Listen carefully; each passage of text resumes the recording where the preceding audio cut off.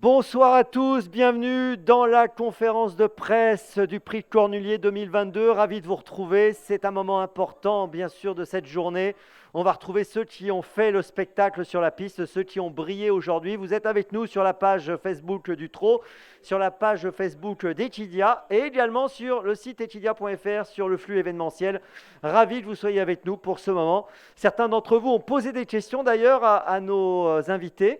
Sachez que vous pouvez poser des questions via nos réseaux sociaux. Et puis, pour les journalistes, vous pouvez poser des questions via Zoom, mais également via le chat de Zoom. C'est le plus simple pour pouvoir participer. Puis, on a des journalistes qui sont présents à proximité. J'ai aperçu Sébastien Piazza du Paris Turf. J'ai aperçu Romain Poré du Parisien, du Paris Turf aussi, pardon, excusez-moi. Ouh là là, gros lapsus, voilà. Il a réagi tout de suite, Romain du Paris Turf. Et voilà, d'autres journalistes vont nous rejoindre sûrement dans quelques instants. Tout de suite, écoutez, je vous propose d'accueillir ceux qui ont fait le spectacle sur la piste, ceux qui ont brillé aujourd'hui. Et nous allons accueillir tout de suite le vainqueur de ce cornulier, Antoine Vils, vainqueur à une flamme du Loutier. Antoine qui va prendre place. Voilà. Et nous accueillons dans la foulée d'Antoine Vils Thierry Duval d'Estaing, l'entraîneur de Flamme du Loutier, qui nous rejoint à son tour sous les applaudissements.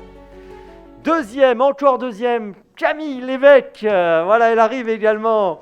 Camille, qui était associée à Grand Villesse Bleu. Puis je me poussais par là pour accueillir Charles Dreux pour Étoile de Bruyère. Troisième, encore une fois sur le podium pour la troisième année consécutive. Ravi que vous soyez avec nous. Voilà, on est environ 2 heures, 2 heures et demie après la course, voire presque 3 heures. Il s'est passé beaucoup de choses depuis tout à l'heure. Ce que je vous propose, ainsi que pour tous nos spectateurs, c'est de voir la course dans les conditions du direct. Comme ça, on se remet un peu dans le bain. Je ne sais pas si vous avez eu l'occasion de la revoir. Vous avez revu la course, Camille ? Juste avant de venir. Et vous, Antoine ? Pareil. Bon, voilà. Écoutez, on va la revoir encore une fois. Et ensuite, on en parle. Tout de suite, la course dans les conditions du direct.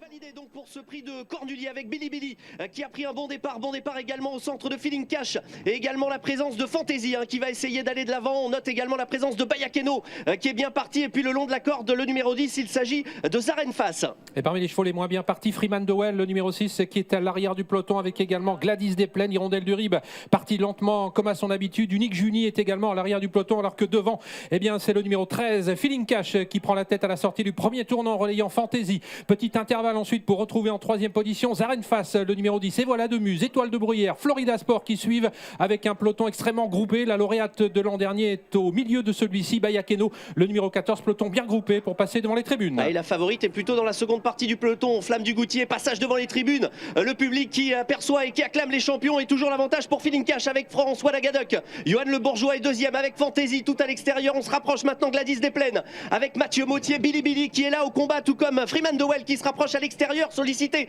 avec Eric Raffin qui tente de revenir, et côté corde Zarenfass qui suit. On vient d'avoir 2 gros efforts alors que 2 concurrents sont fautifs. Unique Juni avec Evola de Muse, 2 gros efforts devant les tribunes avec Gladys Desplaines qui est venue en deuxième position, et puis également Freeman Dowell qui réaccélère une nouvelle fois avec Eric Raffin pour se rapprocher de la tête aux côtés de Feeling Cash. Freeman Dowell qui va prendre la tête dans le bas de la descente bientôt la mi-course.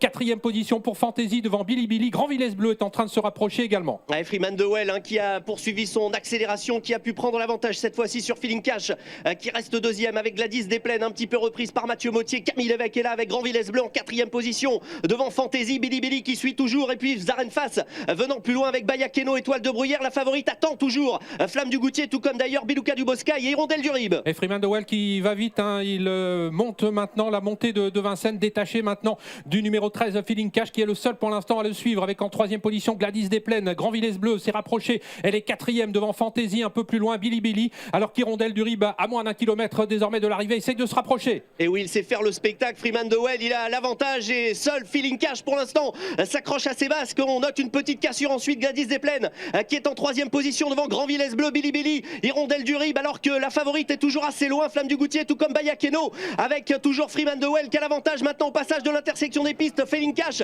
Gladys Desplaines qui vient 3e, et puis Grand Villesse Bleu, tout comme Billy. Et bientôt le tournant final avec Freeman Dowell qui a toujours le meilleur, mais on est sorti de son sillage maintenant avec Feeling Cash Cash, le numéro 13 qui passe à l'offensive. Grand Villesse Bleu se rapproche facilement. Billy Billy est là également, alors que Gladys Desplaines est en difficulté, semble-t-il. Étoile de Bruyère, qui a longtemps été ménagée, se rapproche également en compagnie de la tenante du titre, Bayakeno. C'est maintenant que tout va se jouer dans ce prix de Cornulier avec Feeling Cash, François Lagadac. Mais voilà Camille Lévesque avec Grand Villesse Bleu maintenant qui est plein de ressources. Billy Billy est aussi incroyable. Étoile des Bruyères qui vont tenter de revenir. Et Flamme du Goutier maintenant avec Antoine Vils qui a énormément de ressources, tout comme Bayakeno. Et bientôt la sortie du tournant final avec Grand Villesse Bleu qui a l'avantage, mais Étoile de Bruyère est lancée maintenant à sa poursuite. Il va falloir tenir pour Grand Villesse Bleu, car Étoile de Bruyère et surtout Flamme du Goutier se font de plus en plus pressantes maintenant. Flamme du Goutier qui cette année a plus attendu et qui passe en tête à quelques mètres du poteau après avoir terminé deuxième l'an dernier. Flamme du Goutier va s'imposer dans cette course devant Grand Villesse Bleu, Étoile de Bruyère et Bayakeno. Voilà, on peut applaudir, il y a des spectateurs, des journalistes, ils sont là. Voilà, il faut applaudir encore cette course qui a été absolument incroyable. Bon, bah écoutez, on va commencer par vous, Antoine. On vous voit debout là sur les étriers. À ce moment-là, il y a une question qui a été posée, je vais tout de suite la donner par l'un des spectateurs, c'est Mickaël Le Breton, qui vous demande que ressentez-vous au moment où vous gagnez votre premier cornulier? Que du bonheur. Non, franchement, il y avait une pression avant la course, donc c'est un soulagement. C'est pour ça que les nerfs y retombent et puis la joie explose. Donc non, c'est magnifique. Comment vous gérez ce genre de pression? Parce que c'est vrai que voilà, vous étiez le favori l'année dernière, vous aviez eu une déception en terminant deuxième forcément, même si c'était quand même une grande performance. Comment vous avez vécu ces dernières heures avant la course? Dur, franchement, on se posait des questions sur comment la course allait se courir. Après, une fois le défilé, j'étais serein, j'étais dans mon truc, j'étais bien. Avant la course, voilà, c'était compliqué, on faisait des allers-retours un peu partout. Et je vous dis, une fois qu'on est à cheval, voilà, on est dans notre truc et puis on n'y pense plus. Alors on va parler du déroulement de la course dans quelques instants, mais avant cela, quelques mots de Thierry. Thierry, c'est vrai que vous avez parfaitement mis les cartes sur la table. Vous avez dit, c'est la course qu'on a visée, on a travaillé pour ça. C'était clair et net depuis plusieurs semaines. Dans quel état d'esprit abordiez-vous cette journée? Je savais que ma jument était bien au travail. On n'avait pas connu de contretemps à la maison. Après, une course reste une course. Même un cheval à 50 contre 1 ou à 80 contre 1, il peut gagner. Et même si tout est fait, semble-t-il, au mieux en amont, c'est pas pour ça qu'on va gagner. Donc j'avais peur de tout le monde. Voilà. Il n'y avait pas grand monde à rayer dans la course en vérité. Tout le monde avait une chance. C'est vrai qu'avant le coup, c'est une édition, vous l'avez très bien dit, qui était assez difficile à déchiffrer, même si on avait le sentiment que Flamme du Goutier avait peut-être, avec Grand Villesse Bleu ou avec Gladys Desplaines, on avait le sentiment qu'elles avaient peut-être quelque chose en plus. Déjà, peut-être elles étaient plus jeunes que certains, on va dire. Il y avait 3 chevaux de 11 ans. Après, voilà, Flamme venait de faire une très bonne course avec Théo dans le Bourgogne en venant buter dans le dos de Wizwizas. Donc ça, c'était il y a 3 semaines, le Bourgogne. Donc c'est cette course-là qui nous a vraiment rassurés sur son état de forme, quoi. Donc nous, après, on a fait de l'entretien, on a essayé de ne pas trop faire de bêtises, quoi. Alors je rappelle à nos amis journalistes qui peuvent poser des questions dans le chat du Zoom, bien sûr. Et puis ceux qui sont présents ici peuvent aussi poser des questions s'ils le souhaitent à tout moment. Je leur passerai la parole. Camille, alors je reviens vers vous. Là encore, on va revenir sur le déroulement de la course dans quelques instants. Mais Caribet, deuxième, il y a quelques années. Aujourd'hui, Grand Villesse Bleu, deuxième. Comment vous êtes là, quelques heures après la course? Bon, on est très contents. C'est la jument que je craignais de toute façon avant la course. La jument fait une course exceptionnelle. Alors, c'est sûr que d'être encore deuxième, c'est un peu. Ça fait 3 fois de suite qu'on est deuxième avec elle dans les groupes 1, donc c'est un petit peu frustrant. Mais il n'y a rien à dire. La meilleure a gagné, donc on est très contents. Alors, concernant la course, je vous pose la question quand même parce que c'est vrai qu'on a revu cette course à l'instant, puis j'ai échangé avec des observateurs. Et beaucoup d'observateurs disaient à l'entraîner une droite, on avait l'impression que Camille allait gagner parce qu'en plus, Camille, on le sait, est quand même assez forte pour garder un petit truc pour terminer. Est-ce que vous aviez cette conviction de peut-être pouvoir gagner à l'entrée de la ligne d'arrivée? L'entrée de la ligne droite, j'y ai vraiment cru. Et là, je me suis vraiment dit, cette année, c'est pour moi. Mais je me suis retournée et j'ai vu Flamme du Goutier. Et dès que je l'ai vue, je savais que de toute façon, sur un bout, elle allait bien plus vite que nous. Donc, ça n'a pas duré longtemps. Je me suis tout de suite dit que j'allais être battue par elle. Vous avez senti qu'elle était à proximité? Dans le parcours, pas du tout. Je ne savais pas du tout où elle était. Mais je me suis retournée un peu après l'entrée de la ligne droite et j'ai vu qu'elle était là. Je n'ai pas vu si elle venait vraiment très très vite, mais à partir du moment où j'ai vu qu'elle était là et qu'elle était dans un dos, je savais qu'elle finirait vite. Donc je savais que je serais battue par elle. Antoine, justement, revenons sur ce moment de l'entrée de la ligne droite. On entend Camille qui dit qu'elle a vu que vous n'étiez pas très loin. À ce moment-là, quel est votre état d'esprit? Vous dites on va gagner ou vous étiez quand même encore dans l'expectative? Entre ligne droite, j'avais pas baissé les œillères encore, donc j'étais assez confiant. Je savais que ma jument, quand on la préserve comme ça, elle a un bout vite. Camille, j'ai vu qu'elle avait baissé ses œillères, tout, donc j'ai dit il y a peut-être ça va peut-être le faire. Voilà, et quand j'ai mis le nez à la fenêtre, quand je suis sorti de dos à Charles, elle s'est vraiment bien allongée. Vous aviez le sentiment que si vous étiez devant Camille à l'entrée de la ligne droite, vous auriez gagné? Vous pensiez que c'était la seule à battre à l'entrée de la ligne droite? La seule, il y avait plusieurs concurrents. Après, je vous dis, c'était Camille, c'était l'entrée ligne droite, elle était moins la pêche que certains concurrents. Et voilà, j'avais quand même du terrain à refaire de mi-tournant final où était Camille. Donc, elle s'est vraiment bien allongée pour finir. Ah ouais, c'est vrai, je me tourne vers Thierry, l'entraîneur. C'est vrai qu'elle a fait un drôle de bout pour refaire ce terrain, parce qu'elle a refait quand même beaucoup de terrain. Oui, bien sûr. Après, elle a une classe d'attelage, quoi. Elle a la vitesse d'attelage. Et là, dans ces courses-là, c'est la vitesse d'attelage qui lui permet de faire vite sur 150 mètres, quoi. Et donc, oui, elle va vite sur le plat, elle peut aller vite, oui. Vous, à l'entrée de la ligne droite, vous étiez dans quel état d'esprit, Thierry? Vous avez le sentiment que ça allait le faire? Non, moi, à l'entrée du tournant, on était avant-dernier. J'ai dit là, on va être 3-4, quoi. Honnêtement, on va être 3-4. Et puis après, Antoine, il a réussi à passer à l'intérieur, il a réussi à suivre l'étoile de bruyère. Et puis la jument en ligne droite, quand il a baissé les œillères, elle a vraiment giclé, quoi. Donc voilà. Mais non, avant le coup, je me disais, on ne refera pas le terrain, c'est clair. Alors justement, étoile de bruyère, on va en parler aussi avec Charles qui est à mes côtés. Charles, c'est vrai qu'elle est formidable, étoile de bruyère. Encore une fois, 3e année de suite sur le podium, c'est quand même une sacrée performance. Dans le tournant, on l'a vu tout à l'heure, elle va très facile à ce moment-là de la course. Comment avez-vous analysé sa course et avez-vous cru à un moment donné qu'elle pourrait peut-être être la gagnante? Oui, exactement. Dans le dernier virage, ça venait bien, ça s'est bien goupillé. Adrien a pu se rapprocher en se faufilant en montant. J'y ai cru un instant entrée de la ligne droite. Quand on a recoulé en dedans, j'ai cru qu'elle pouvait venir gagner. Mais dès que Flamme du Goutier est sortie, on a tout de suite vu qu'elle avait fait la différence. Et voilà, je crois que ma jument est à sa place. Elle est hyper régulière, mais elle n'a pas la classe d'attelage de Flamme et pas la jeunesse de Grand Villez. Donc aucun regret, tout s'est très bien passé pour elle. En tout cas, voilà, elle est à la hauteur. Alors, il y a eu un faux départ qui a été engendré par Adrien et Étoile. Il y a un mot à dire là-dessus? Non, il a eu peur de ne pas avoir sa place, Adrien, donc il s'est précipité un peu à volter très à la corde et très vite pour combler le retard qu'il avait suite au commandement mis un peu tôt. Voilà, c'est dommage, ça coûte cher dans ces courses-là de faire un faux départ. C'est le jeu. Alors, bien sûr, je regarde encore nos amis s'ils veulent intervenir. Je ne sais pas s'il y a des questions, on me dira au fur et à mesure. Je reviens encore vers vous, Antoine. Racontez-nous aussi le début de course, justement, parce que Thierry le disait, vous étiez quand même loin. Vous avez été surpris par le moment où Freeman Dowell prend l'avantage, il accélère comme ça de manière quand même très, très forte le rythme. Vous étiez surpris du rythme de la course ou pas spécialement? Non, parce que c'était leur méthode de course avant d'être à fond du départ à l'arrivée. Après, je me suis pas affolé en partant parce que quand j'ai vu tous les chevaux de la course, c'était à mon extérieur, en dehors. Je m'affolais pas, je prenais mon temps devant les tribunes. Quand ils sont commencés à venir, là, j'ai dit faut que je réagisse un peu. Et après, je les voyais bien, ils étaient tous en train de bagarrer devant, je m'affolais pas. J'avais un bon dos, Bayakeno. Non, je sais la qualité de ma jument, qu'elle a un bout vite. On n'est jamais en difficulté quand on a une jument qui est assez pratique. Donc non, je m'affolais pas. Voilà, je savais qu'elle avait un bout très vite.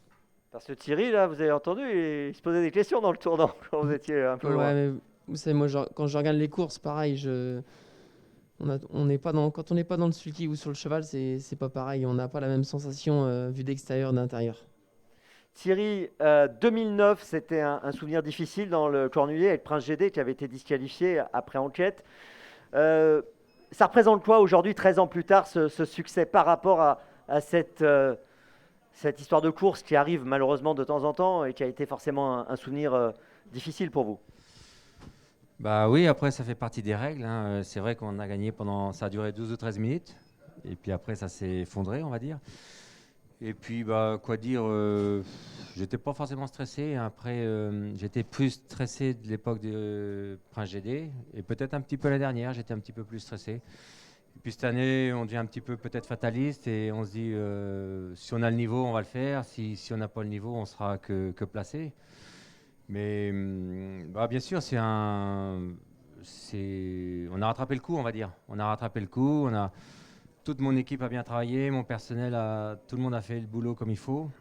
Théo également, hein, il lui a donné des bons parcours, jamais sans prendre trop dur la jument. Et donc voilà, c'est un travail de tout le monde. Et puis Antoine qui a monté une très belle course. Alors je retourne vers Camille. Grand Villez, elle est quand même incroyable. C'est vrai qu'elle fait toutes ses courses. Et d'ailleurs, j'ai envie de dire que on peut dire la même chose pour Étoile, on peut dire la même chose pour Flamme, on peut dire la même chose pour également Bayakeno, qui a été excellente, 4e aujourd'hui, ou même Billy Billy, qui a été encore là à l'âge de 11 ans. Parlez-nous de Grand Villez. Qu'est-ce qui fait qu'elle a cette capacité à répéter de manière aussi remarquable ses courses? C'est une jument déjà qui a un très très bon mental. À la maison, c'est une jument très cool, même avant la course, elle ne stresse pas du tout. On voit au défilé des chevaux déjà qui sont un peu tendus, qui sautillent. Elle est au pas, elle est très cool. Donc déjà, le mental, ça y joue beaucoup. Et puis c'est une jument qu'on a toujours ménagée. On a couru toujours sagement jusqu'à ses 5 ans. On a commencé seulement à courir cette année contre les bons et elle a fait que de progresser. C'est une Jacques de Bellouet et les Jacques de Bellouet vieillissent vraiment très bien. Elle arrive seulement à son top niveau depuis cet été, quoi. Donc, et comme le mental est là, je pense on espère que ça va continuer. Voilà, Jacques de Bellouet qui défendait la même Kazakh, qui avait gagné 3 fois le Cornulier en 2005, 2006, 2007, je crois, si je ne me trompe pas dans les années. Et alors, justement, parlons encore de la course. Est-ce que vous avez un regret ou pas du tout aujourd'hui? Parce qu'on a parlé de la phase finale, mais est-ce qu'il y a quelque chose où vous dites « Ah, si ça s'était passé comme ça aurait peut-être été mieux » ou vraiment, pour vous, il n'y a rien à dire? Non, il n'y a rien à dire, vraiment. Je pense que même en ayant eu la course de Flamme du Goutier, j'aurais pas gagné parce que j'ai pas cette vitesse-là pour finir. Elle a énormément de qualité, mais elle n'a pas cette vitesse sur 150 mètres comme ça.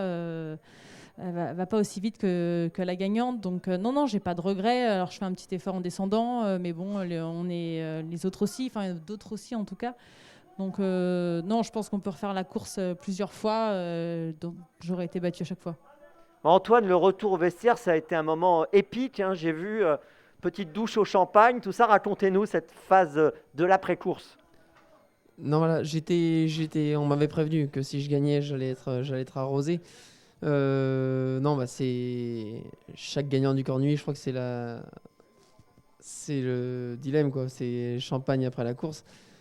Voilà, c'était justement c'est mon nouveau agent Édouard Boussiron qui m'a arrosé de champagne. C'était magnifique. J'ai vu que vous aviez de la famille autour de vous, des enfants. Ouais, on est venu avec des amis, la famille, on a fait 3 minibus. Donc voilà, j'avais 3 minibus. Ouais. Ah oui, c'est énorme. J'avais une petite pression pour pas les décevoir. Voilà, ça s'est bien passé, tant mieux. Et Thierry, l'autre pression que vous aviez, c'était aussi que Monsieur Cotin, qui est un grand passionné, une grande Kazakh, l'écurie Saint-Martin, grand élevage, il était là pour assister à cette course et sur le podium, il a dit quelque chose de très fort tout à l'heure. Il a dit, quand je lui ai demandé est-ce que c'est une de vos plus belles victoires, peut-être même la plus belle, et il a répondu que c'était peut-être la plus belle. Bah oui, Monsieur Cotin, il a 87 ans, donc il est dans le money time, comme on peut dire, quoi. Et bah oui, c'est bien. J'ai toujours travaillé avec lui depuis longtemps et c'est une belle récompense pour les investissements qu'il a fait, quoi. Et donc elle reste à l'entraînement. Hein. On va être là l'année prochaine au départ, voilà. Et puis, on espère qu'elle sera au mieux. Hein. Ça fait pas plaisir à vos voisins. Là, je les ai vus, ils ont réagi tout de suite, hein, Camille et Charles. Je vais les faire réagir après. Donc, elle reste, bien sûr. Et qu'est-ce qui se passe à court terme avec elle? À court terme, je ne sais pas. Pour l'instant, il faudrait que je l'engage ce soir dans le Prix d'Amérique. Je vais peut-être l'engager quand même. Enfin, je sais pas, je vais l'engager. Après, je ne sais pas si elle va courir. On va voir si elle récupère bien. Comment elle était après la course, Antoine? Bon, on l'a vu un peu embêtée avec les bouchons là, qui étaient sortis, mais en dehors de ce problème. Non, c'est une jument, elle est toujours assez... Je parlais avec le fils de Thierry Clément, il me disait qu'à l'entraînement, c'est pareil, elle est assez nerveuse après le travail. Et puis là, je vous dis, après une course comme ça, elle était un peu tendue, c'est normal, mais voilà, c'est le seul petit défaut qu'elle peut avoir parce que je vous dis, pendant le défilé, elle était très calme. Avant le départ, avec les faux départs, elle était vraiment calme. Elle était au top. Qu'est-ce qui s'est passé avec les bouchons, Thierry, en fait?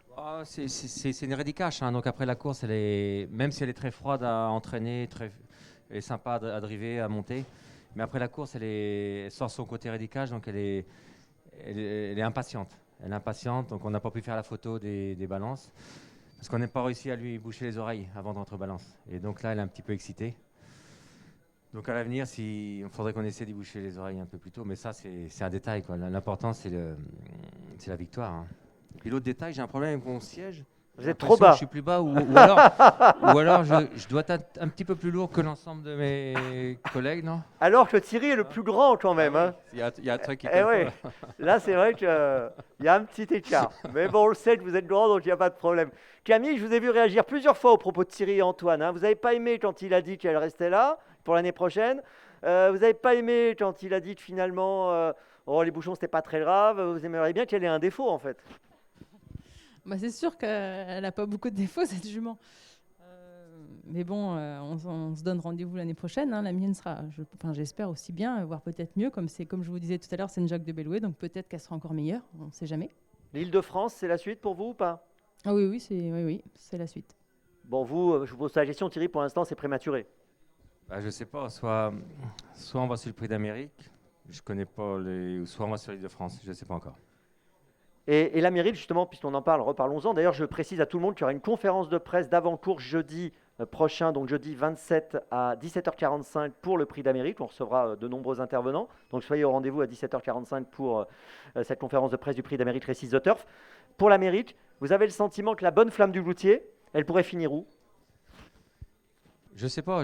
Après, il faut qu'on en parle avec son propriétaire s'il est d'accord pour se faire plaisir. Et après, je sais pas, je pense pas qu'elle ait pris trop dur aujourd'hui. Hein, elle n'a pas supporté le poids de la course. Il est vraiment venu qu'à la fin, Antoine. Elle soufflait pas énormément, la jument. Mais après, c'est tout autre, le Prix d'Amérique. C'est une autre course. Au cas où, si on y va, c'est pour se faire plaisir. Voilà. Alors, je reviens vers vous, Charles. Même chose, vous avez réagi. Hein, pour Étoile, ça vous a pas plu que Flamme soit encore là? Ouais, nous, Étoile, elle va finir par vieillir un peu quand même. Donc Flamme, elle est au-dessus, elle aura encore de la jeunesse. Donc voilà, c'est normal qu'elle reste à l'entraînement. Ça fera une de plus devant nous l'année prochaine, si on est encore là. Et la suite, c'est Prix de l'Île-de-France pour vous aussi? Ouais, voilà, Prix de l'Île-de-France, on suit le programme. Comment elle est le matin à l'entraînement, votre jument? C'est une jument assez stressée. C'est une jument qui vit dehors tout le temps. Il lui faut ses habitudes. Voilà, beaucoup d'habitudes avec elle. On fait toujours la même chose. Parce qu'elle est sujette un peu à faire des coups de sang. Mais c'est une jument sympathique. Voilà, elle n'a pas une grosse classe d'attelage, donc on n'a pas de grosses sensations à l'entraînement, mais à s'occuper, c'est une gentille jument. Antoine, il y a une question qui a été posée tout à l'heure également. Je reprends le nom de la personne qui l'a posée. C'est Mathieu Chadéron. Il demandait si vous alliez faire ce soir, comment ça allait se passer, est-ce qu'il allait y avoir une grosse ambiance champagne? Racontez-nous un peu. Non, ce soir, les 3 minutes vont venir à la maison, on va boire un coup et malheureusement, les restaurants le dimanche soir sont fermés ou ils ne veulent pas nous accueillir trop tard. Donc, on va commander les pizzas, comme dit Thierry. Mais c'est très sage tout ça. Oui. Pizza champagne, j'espère quand même. Ah, pizza champagne. Ah, quand même. Il y a du linge à repasser demain, donc non. Et puis, on savourera ça un samedi soir avec tous les autres amis qui n'ont pas pu venir. Bon, donc vous décalez un peu la fête, mais vous faites quand même un petit truc sympathique. Oui, voilà, pour marquer le coup. Et Thierry, vous serez dans l'ambiance pizza champagne ce soir ou c'est différent? Déjà, il faut qu'on rentre. La jument est m'attend là, donc ils nous attendent tous. Alors justement, j'en profite Thierry, je me permets de vous couper, mais est-ce que vous pouvez expliquer aux spectateurs, parce qu'ils ne se rendent pas compte toujours de tout ce travail qui est à faire, qu'est-ce qui se passe là, après la course? Il y a eu bien sûr le moment où vous êtes occupé de la jument, etc. Mais qu'est-ce qui se passe là dans les heures à venir? Alors racontez-nous. Moi, je suis venu en camion avec Angèle, ma fille, et Sandrine, ma femme, et Jaco et le lad. Et puis on a fait les soins. Je ne sais pas s'ils l'ont refait, je ne les ai pas vus. Et puis on a 2 heures, un quart de route. Donc je Elle doit être en train de manger un petit peu au box, je pense, en m'attendant. Et puis on va rentrer et son hôte va lui mettre un coup de brosse en arrivant et lui donner une mâche. Voilà, une bonne mâche et voilà, elle va passer une bonne nuit. Donc ça va être une soirée sage finalement. Ouais. Vous serez en décalage de fête comme Antoine un peu plus tard. Voilà, on fera ça plus tard, exactement. Parce que demain matin, vous démarrez à quelle heure? Bah, demain matin, comme tous les lundis matins, comme tous les matins, moi je suis à 7h dans mes box. Voilà. Voilà, ça rigole pas. Et c'est comme ça qu'on obtient des résultats. On peut applaudir Thierry Duval d'Estaing et Antoine Vils pour ce travail magnifique qu'ils ont effectué avec leur équipe, avec l'équipe de Thierry Duval d'Estaing. Camille, je vous pose la même question. Qu'est-ce qui se passe pour vous ce soir? Votre frère a eu un petit bébé, Gabriel, j'ai vu ça. Thomas, Oui, c'est ça, exactement. vous le félicitez, on le félicite. J'y manquerai pas. Vous êtes tata? Oui. Voilà. Nous, je pense qu'on va essayer de trouver un petit resto quand même pour aller fêter ça. D'accord. Donc, vous n'avez pas gagné, mais quand même. Quand même, on est quand même deuxième, c'est beau. Hein. C'est vrai. Et vous, Charles? Comme Camille, on va trouver un restaurant pour aller manger ce soir. Voilà, petite fête quand même, malgré tout, pour le podium. Oui, voilà. Très bien. Déjà, on n'attend pas forcément d'être troisième. Bon, très bien. On retrouvera tous les détails aussi chez nos amis de la presse, bien sûr. On remercie Antoine, on remercie Thierry, on remercie Camille et on remercie Charles. On les applaudit encore, voilà, on peut les applaudir. Ça a été un très beau prix de Cornulier grâce à vous et grâce à votre travail. On remercie Equidia qui nous a accompagnés. Vous avez suivi également donc, sur equidia.fr et sur la page Facebook d'Equidia comme sur la page Facebook du Trot. Rendez-vous donc jeudi à 17h45 pour la conférence de presse d'avant-course du prix d'Amérique Races The Turf. Passez une très bonne soirée et bien sûr, à très vite pour d'autres belles émotions. À bientôt. Merci à vous.